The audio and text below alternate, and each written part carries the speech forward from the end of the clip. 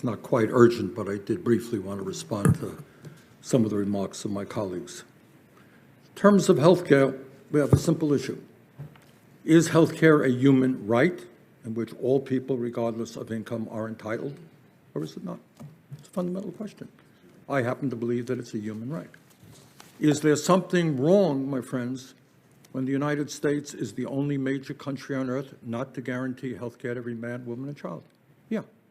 I think we are the odd guys out. I think the other countries are right in saying that all people are entitled to health care.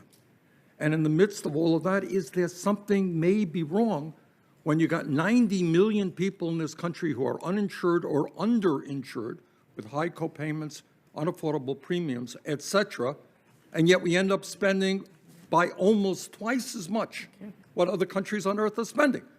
I live 50 miles away from the Canadian border, and somehow or another they do manage to provide quality health care to all of their people, spending approximately 50% per capita of what we're spending.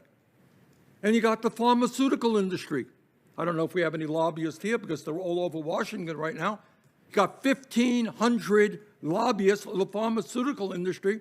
They spent $300 million trying to defeat our ability to finally negotiate prescription drug prices with Medicare. $300 million in lobbying alone. That's called a broken system. So I say to my Republican friends, you tell your constituents why in some cases we are paying 10 times more for the same drug as people in other countries. Yeah, the system is broken, but the answer is not to give more power to the pharmaceutical industry or the insurance industry.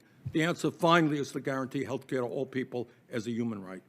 Thank you, Madam Chairman, I feel a need to respond to that. Okay, and I'm not going to give a long response, just this, which is there are a lot of things in the pharmaceutical industry that I think are terrible. I'm sure things we need to improve. But I would note this.